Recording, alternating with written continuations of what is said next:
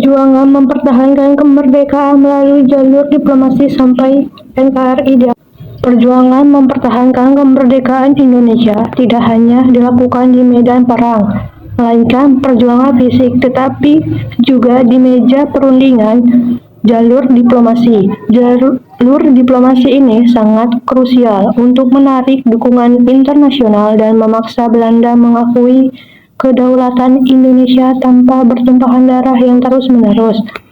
Berikut adalah garis waktu perjalanan diplomasi Indonesia dari awal kemerdekaan hingga kedaulatan NKRI akhirnya diakui secara penuh. 1. Perjanjian Linggarjati, 15 November 1946. Ini adalah langkah diplomasi pertama yang membuahkan kesepakatan tertulis antara Indonesia dan Belanda. Tokoh Indonesia Sultan Syahrir. Hasil utama, Belanda mengakui secara de facto wilayah Republik Indonesia yang meliputi Jawa, Madura, dan Sumatera. Selain itu, sepakat membentuk negara Indonesia Serikat, yaitu RIS. Dampak, perjanjian ini merugikan wilayah Indonesia secara geografis namun secara politis, menegaskan posisi Indonesia sebagai entitas yang setara dengan Belanda di mata internasional. Belanda kemudian melanggar perjanjian ini dengan meluncurkan agresi militer 1 Juli 1947. 2. Perjanjian Renville 17 Januari 1948. Setelah agresi militer 1, Dewan Keamanan PBB membentuk Komisi 3 Negara, yaitu KTN, terdiri dari Australia, Belgia, dan Amerika Serikat.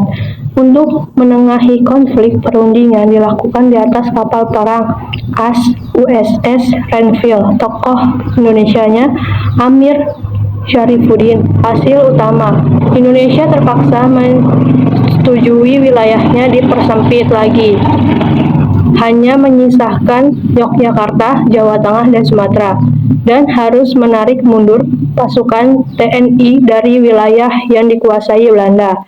Tahu garis Van Mock. Dampak, hasil yang sangat merugikan ini memicu kekecewaan besar di dalam negeri. Belanda kembali melanggar perjanjian ini melalui agresi militer 2 Desember 1948 dan menangkap para pemimpin negara di Yogyakarta.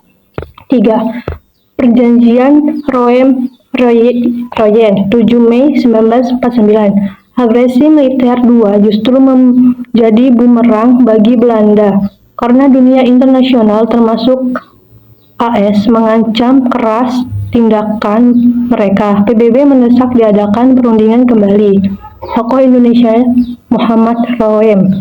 Hasil utama, Belanda setuju membebaskan para pemimpin Indonesia yang ditawan, mengembalikan pemerintah RI ke Yogyakarta, dan sepakat untuk segera melaksanakan konferensi Meja Bundar atau KMB. Dampak, perjanjian ini menjadi jembatan krusial menuju pengakuan kedaulatan penuh. 4. Konferensi Inter-Indonesia Juli sampai Agustus 1949. Sebelum menghadapi Belanda di KMB, Indonesia melakukan diplomasi internal terlebih dahulu. Pemerintah RI berunding dengan BFO, Budget Comes for Federal Overleg, yaitu komite yang mewakili negara-negara boneka bentukan Belanda Indonesia. Hasil utama, terjadinya kesepakatan antara RI dan BFO untuk bersatu menghadapi Belanda dan sepakat membentuk Republik Indonesia Serikat atau RIS. Ini mematahkan strategi divide et impera, pecah belah milik Belanda. 5. Konferensi Meja Bundar atau KMB 23 Agustus sampai 2 November 1949. Puncak dari keseluruhan perjuangan diplomasi Indonesia berlangsung di Den Haag, Belanda. Tokoh Indonesia Muhammad Hatta delegasi Hasil utama, Belanda menyerahkan kedaulatan penuh kepada Republik Indonesia Serikat atau RIS paling lambat akhir Desember 1949. Masalah Irian Barat ditangguhkan akan dibahas setahun kemudian. RIS harus membayar utang-utang Hindia Belanda sejak tahun 1942. Puncak pengakuan kedaulatan 27 Desember 1949. Pada tanggal 27 Desember 1949 dilakukan penandatanganan penyerahan kedaulatan secara bersamaan di dua tempat. Satu di Amsterdam atau Istana Kerajaan Ratu Juliana, Perdana Menteri William Grace dan Menteri Seberang Lautan mewakili Belanda, sedangkan Drs Muhammad Hatta mewakili Indonesia. 2. Di Jakarta, Istana Merdeka. Kontrak penandatanganan dilakukan oleh Sri Sultan Hamengkubuwono IX dan Wakil Tinggi Mahkota Belanda H. J.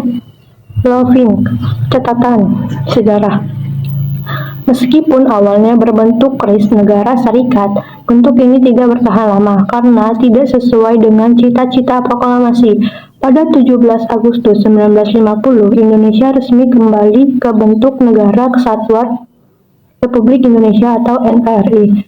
Melalui Undang-Undang Dasar 1950, perjuangan diplomasi ini membuktikan bahwa kecerdikan di meja perundingan sama pentingnya dengan keberanian di medan laga.